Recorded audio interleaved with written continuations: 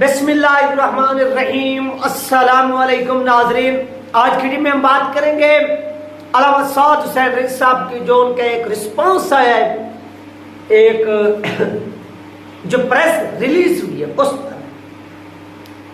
آج علامہ سعد حسین رضوی صاحب نے ناظرین کھل کر بولا ہے۔ آپ کو معلوم ہوگا کہ میں مسلسل 2-3 دن سے ہر ویڈیو میں یہ بات دہرا رہا ہوں کہ کراچی سے اور لاہور سے جو بدماش ٹائپ کے لوگ ہیں مسلط، یار میں آپ اور بات کہ دو بدماش خاندان پاکستان کے اوپر، یہ دو بدماش خاندان، ایک شریف بدماش خاندان، دوسرا زرداری بدماش خاندان، یہ دو بدماش خاندان پاکستان کے اوپر حکومت کر رہے ہیں اور عوام کو بے وقوف بنا کر جمہوریت کا یہاں پر ڈنڈورا پیٹا جا رہا ہے اور یہاں پر جمہوریت پکارا جا رہا ہے۔ تو اگر یہی جمہوریت ہے تو لعنت ہے ایسی جمہوریت پر۔ اب یہ ادھر دبئی میں گئے ہوئے ہیں اور دبئی میں جا کر یہ ڈیل کر رہے ہیں ناظرین کہ پنجاب کے اندر حکومت کس نے بنانی ہے، پنجاب کے اندر حکومت کس نے اور کیسے بنانی ہے، پنجاب کے اندر دوسری جماعتوں کو کتنی اور کیسے سیٹیں ہم نے دینی ہے، اور نیشنل اسمبلی کے اندر کس کے ساتھ اتحاد کے ساتھ یا کس کے ساتھ مل کر ہم نے خوش، یہ تمام جو باتیں وہ طے ہو رہی ہے۔ اور ان کے اوپر کون بیٹھے ہوئے ہیں؟ وہ لوگ بیٹھے ہوئے ہیں جو اپنی ہر کانفرنس میں کہتے ہیں کہ ہمارا سیاست سے کوئی تعلق نہیں ہے۔ کیا یہ پاکستان کی عوام اتنی بھولی ہے؟ ان کو معلوم نہیں کہ سیاست کے اندر کون جو ہے وہ اس وقت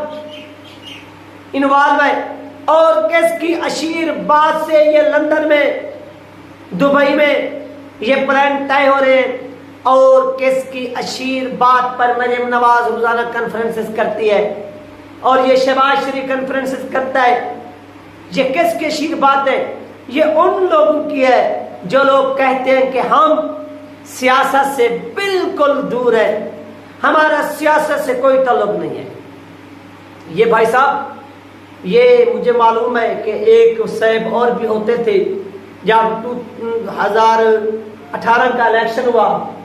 تو اس وقت بھی ان لوگوں نے کیا کیا تھا، ایک میڈیا کانفرنس جھاڑی تھی اور اس میڈیا کانفرنس میں اس نے کہا تھا کہ دیکھیں ہیں ثبوت تو سامنے لائے جائیں کہ ہم نے الیکشن کے اندر کوئی دھاندلی کی ہے یا انوالو ہوئے ہیں۔ تو یہ وہ ڈرامے جو اب ناظرین بے نقاب ہو چکے ہیں، اس پر علامہ سعد حسین رضوی صاحب نے واضح طور پر کہا ہے۔ میں وہ آپ کو الفاظ پڑھ کر سناتا ہوں کہ اسٹیبلشمنٹ مذہبی جماعتوں کا راستہ روکنے کے لیے جو اقدامات اٹھا رہی ہے کہ یہ مذہبی لوگ اور یہ مذہبی جماعتیں اقتدار میں کسی بھی صورت نہ آئیں، ایسا اب نہیں چلے گا، اس طرح کی گھنونی کاروائی کو فی الفور روکنا چاہیے۔ نمبر 2، انہوں نے کہا کہ عوام کے اندر مذہبی منافرت پھیلا کر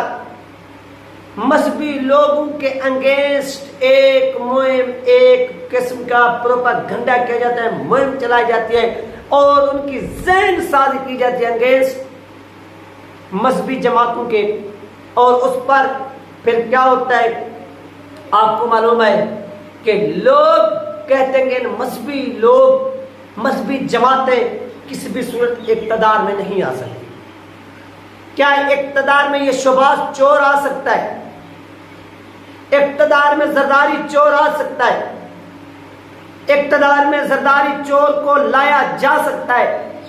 اقتدار میں شہباز چور کو لایا جا سکتا ہے؟ تو اقتدار میں یہ مولوی، یہ مذہبی لوگ کیوں نہیں آ سکتے؟ ناظرین، سب سے بڑی وجہ تو ایک یہ ہے کہ اگر پاکستان کے اندر مذہبی لوگ اقتدار پر آ جائیں تو یاد رکھیے کہ پھر پاکستان کو جو بیرونی فنڈنگ ہوتی ہے، وہ تنظیمیں، وہ NGOs، جو پاکستان کے اندر غیروں کے نام پر، غیروں کے کام پر کام کر رہی ہیں، دھندے چلا رہی ہیں، کبھی فیملی منصوبہ بندی کے نام سے نسل کو تباہ کیا جا رہا ہے، اور بھی بہت سی جو ہے نا وہ تنظیمیں جو کام کر رہی ہیں، ان کو پتہ ہے کہ یہ مذہبی لوگ آ گئے تو انہوں نے ان کو بین کر دینا، ان کے اوپر پابندی عائد کر دینی ہے۔ دوسرا وہ لوگ جو وہاں پر پڑھتے ہیں، پاکستان کے اندر جتنی بھی جج لگتے ہیں، بیوروکریٹس لگتے ہیں، ان کو بیرون ممالک میں جو کچھ سکھایا جاتا ہے، جو اس طرح ان کی ذہن سازی کی جاتی ہے، جب یہ بڑے عہدوں پر فیض ہوتے ہیں، آتے ہیں، تو ان کا ایک بچہ ہے، اس کی آپ تربیت کرتے ہیں۔ اگر وہ سرائکی پیدا ہوتا ہے تو وہ ماں کی گود سے ہی سرائکی سیکھتا ہے۔ وہ جہاں پر بھی چلا جائے، جہاں پر بھی دنیا کے کونے پر، اس کی لینگویج آپ کو بتا دے گی کہ یہ بندہ سرائکی ہے۔ اور اسی طرح سے کراچی کے اندر جو اردو بولنے والا ہے، وہ دنیا کے جس کونے میں چلا جائے، اس کو چاہے انگلش آتی ہو، جو زبان بھی آتی ہو، لیکن جب وہ بولے گا، چاہے وہ انگلش بھی بولے گا، تو آپ کو ایسا معلوم ہوگا کہ یہ اس علاقے کے اور اس کی یہ وہ لینگویج ہے۔ اور اسی طرح سے پاکستان کے اندر جو بڑے بڑے عہدوں پر فیض ہیں، جس طرح سے فارمی سینٹری میں ان کو پڑھایا جاتا ہے، جس طرح سے ان کی ذہن سازی کی جاتی ہے، یہ جہاں تک بھی پہنچتے ہیں، یہ جہاں تک بھی پہنچتے ہیں، ان کا ذہن سازی انگیسٹ علماء کرام کے نظام مصطفیٰ کے ایسا ذہن ان کا بھر دیا جاتا ہے کہ اگر ان کے سامنے کوئی بھول کر نام بھی لے لے تو ان کی جو شکلیں وہ لال ہو جاتی ہیں۔ اور اس کی زندہ مثال جنرل ریٹائرڈ شعیب کی ہے۔ اس کے سامنے آپ علماء کرام کا ذکر کریں تو وہ کیا کہتا ہے کہ اس دین کے ٹھیکیدار صرف یہی مولوی ہیں، اس دین کے ٹھیکیدار کیا صرف یہ مولوی ہیں؟ یہ وہ بندہ کہتا ہے، وہ سروس بھی کر چکا ہے، وہ ریٹائر بھی ہو چکا ہے، جب تک اس کو قبر کے اندر آپ داخل نہیں کریں گے اور پھر قبر کی آخری اینٹ جس کو موری کہتے ہیں وہ بند نہیں کریں گے، اس وقت تک جو اس کی ذہن سازی کی گئی ہے، اس وقت تک اس نے وہ الفاظ ہی بکنے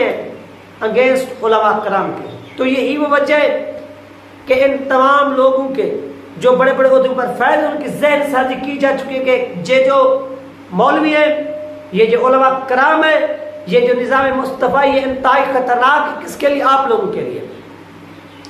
پھر آپ کو معلوم ہے کہ یہ لوگ سروس تو یہاں پر کرتے ہیں، جیسے مثال آپ دیکھ لیں کہ یہی پاکستانی اپنے ملک میں بہت امیر ہوتے ہیں، لیکن بیرون ملک میں کیا کر رہے ہوتے ہیں؟ مزدوری کرتے ہیں، دن رات مزدوری کرتے ہیں، کرتے کرتے کرتے اپنا سب کچھ پاکستان میں جائیداد سب کچھ مال شال بنا لیتے ہیں، اور اس کے بعد کیا ہوتا ہے؟ واپس ہی پاکستان میں آ جاتے ہیں۔ یعنی ان کی زندگی کے وہ لمحات جو وہ مزدوری میں